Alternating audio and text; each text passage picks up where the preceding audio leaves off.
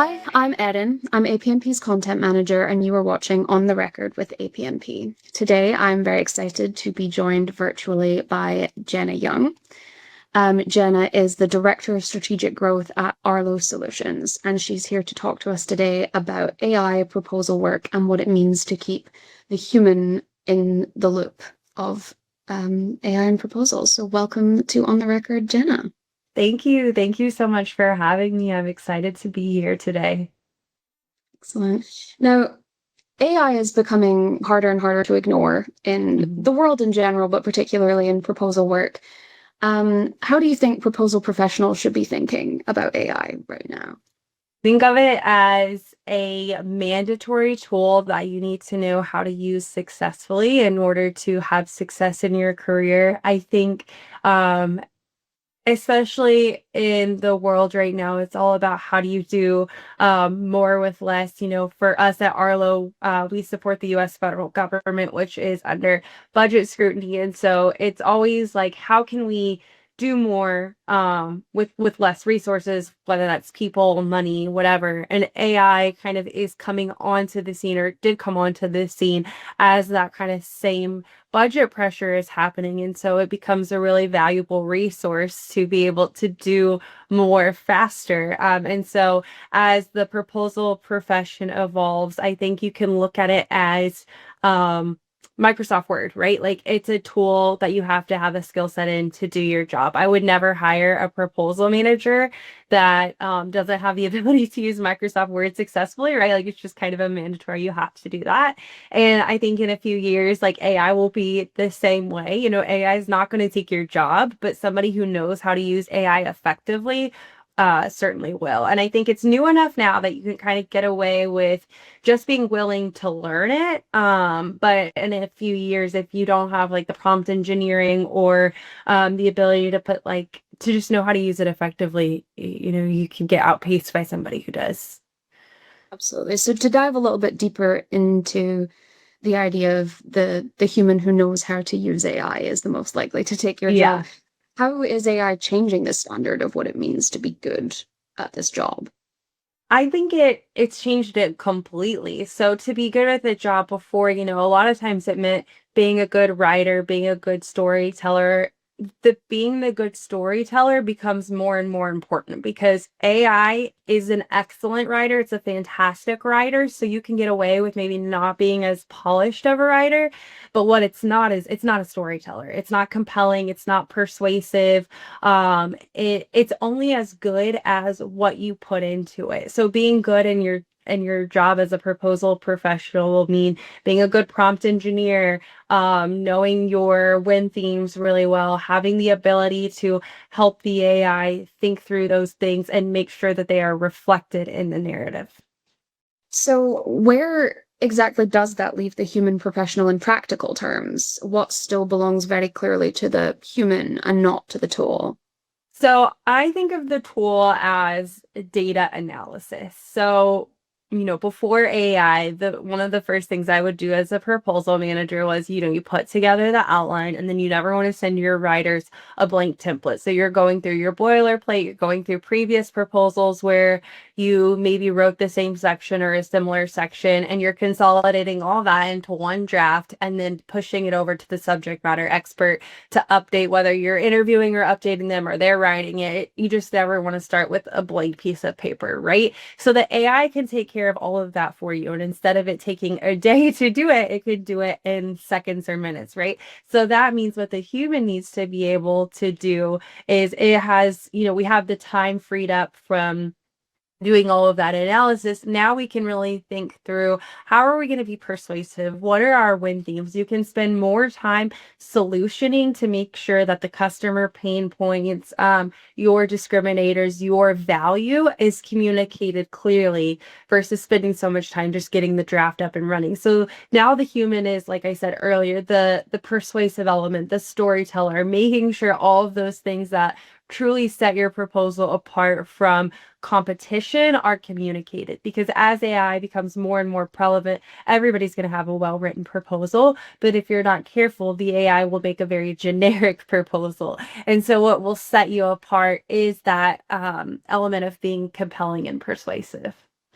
So in a way, I guess we can look at this as an opportunity to elevate the role of the Yeah. proposal professional into a very strategic one. Exactly. It takes it from being an administrative profession to a strategic profession where you can, I mean, the proposal manager is an extremely valuable member of the team in terms of revenue generation. But now, you're not the data collector or, making sure that the schedule is managed appropriately or deadlines are moving according to plan. You can really think through strategically what is going to take this from a compliant document that follows all of the instructions and evaluation criteria to a winning document that makes it to where the evaluation team can say, oh, this sentence right here, I can use this to justify an award, and all they have to do is copy and paste. So it makes us much more effective in our role if you know how to use it properly. Exactly. But I suppose that knowing how to use it properly is really the important thing, finding the balance so that AI doesn't flatten the strategy. Do you have any tips for how we can do that? Well, one thing I always say, it's not super polished, but garbage in, garbage out. The Hmm. best way to know how to use AI effectively is to practice your prompt engineering skills. One thing I do as a leader is I kind of have a template of prompts that I share with my team and encourage them to play around. And then one thing that I also tell people to do too is have fun with it. The best way to get better at prompt engineering is doing it over time. So you can do it, for fun in a proposal, find a previous RFP that you've responded to or a draft one coming up, and just kind of ask the tool the same question in different ways to see how it changes your response, what you like better, what you don't. Play around with different models. Gemini, ChatGPT, Claude, they all give you different outputs and have different strengths. And then one of my favorite like practical tips is just use AI in your personal life. Download the ChatGPT app to your phone and start prompting it, what should I make for dinner, or what should I pack in my kids lunch this week. Use those kind of like fun little day-to-day things to figure out how you get better at your prompts to get better outputs, and practice it over time, because all the skills are transferable in the end. You'll figure out what level of detail you put in gets the response that you want. So that's one of the ways that I think I've really improved at AI prompting as well too, is just by not being afraid to use it in all aspects of my life, because like I said, all those skills are transferable at the end of the day. What kind of skills do you think proposal professionals would be best placed to focus on in order to keep thriving in this changing environment? Okay, so be adaptable and be flexible. AI is not a new thing. I think Siri was probably the first common iteration of AI that we saw, and that was what, back in like 2010, 2011.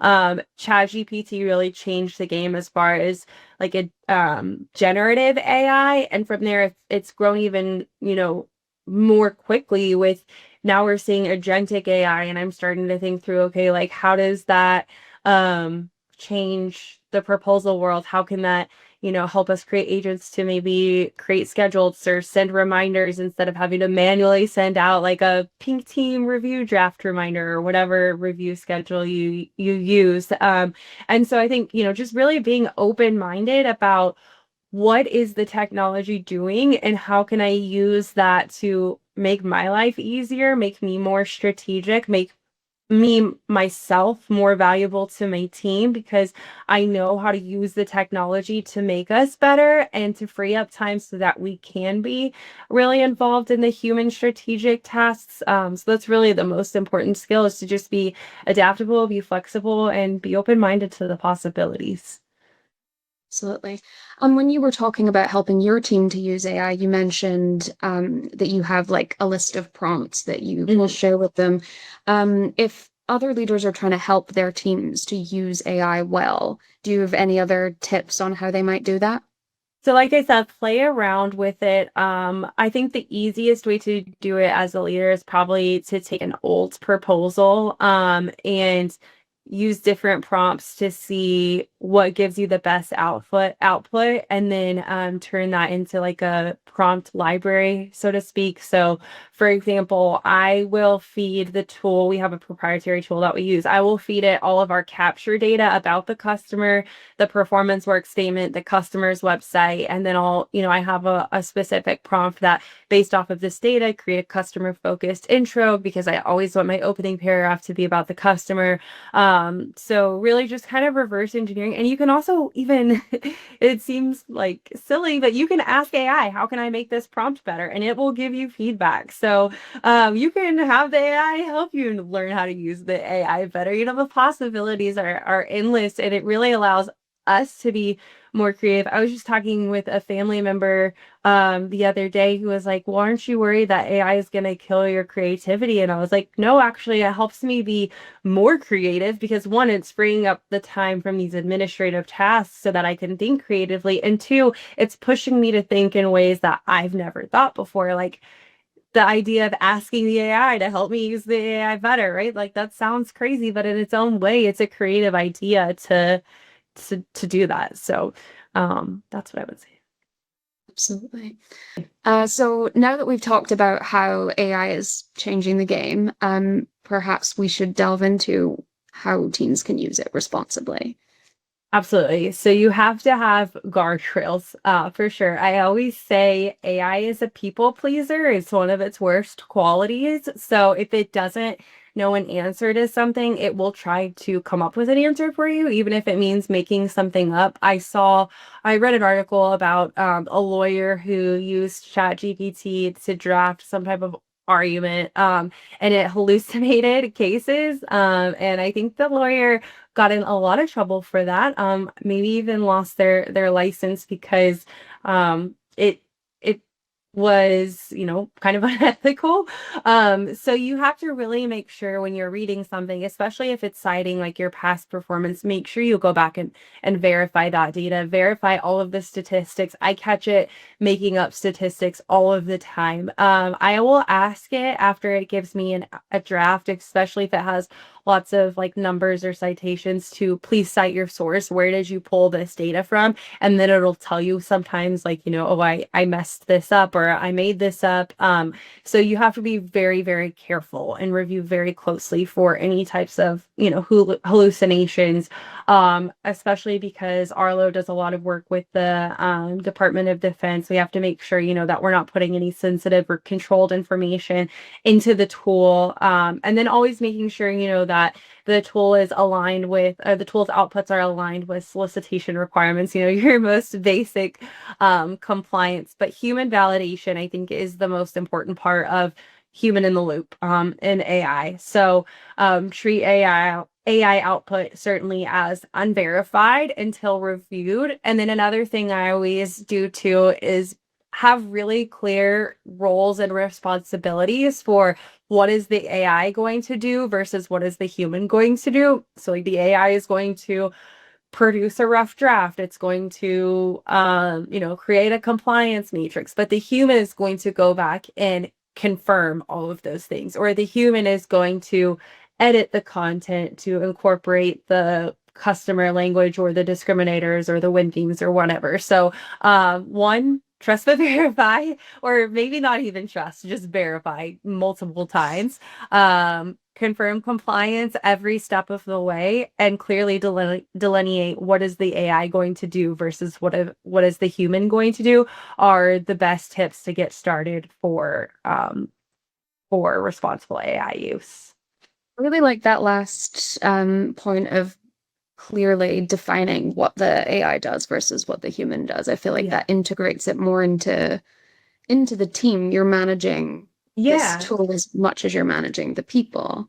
Yeah, absolutely. Because it can be really easy, especially when, things are busy, to just over rely on AI. So having that clear delineation of this is what AI can do versus this is what the human can do. And also asking yourself, just because AI can do something, should it? For example, for me, and this might be controversial, AI can, yes, it can pull together a proposal outline very quickly. However, I don't like to use it for that. I still want to go outline the response by hand, because for me, that's where I get really intimately familiar with the solicitation requirements, and I'm starting to think through, okay, like, what are we going to write to here? It's kind of the general, it helps me get an idea of where I want to go. So could AI do it for me? Absolutely. Could it do it faster? For sure. But it won't change the fact that it would take away the fact that that's where I'm getting smart on the solicitation and thinking through how we're going to incorporate all of the BD and capture work we did into the structure of the RFP. And I suppose that comes into us talking about the human being a strategic driver of the use of AI as well, is if you're kind of relying on AI too much and robbing yourself of the opportunity to get really familiar with the opportunity, then it's Yeah. harder for you to think strategically. Exactly, because by the time that final RFP comes out, like, yeah, ideally you've been working on the proposal response for 3 to 6 months, and you may even have a draft, instruction and eval criteria that you're working off of, but it can change, and it oftentimes does change when the final request for proposal comes out. So I like to use that opportunity to make sure that as I'm outlining the document, everything came out as expected, and, confirming the strategy that we've thought all along of this is where we want to respond. So just because AI can doesn't mean it should. There you go. Yeah. So, if our listeners can take away only one thing, what do you want it to be? I want them to take away the idea that they should ask themselves at the end of every proposal response or throughout the entire process, does this sound AI generated, or does this sound tailored by the human? Because if it sounds AI generated, even if it was, that's not going to get you the win. Absolutely. Thank you so much for joining us, Jenna. It was Yeah. wonderful to talk to you. Yeah, it was wonderful speaking with you as well. Thank you so much for having me.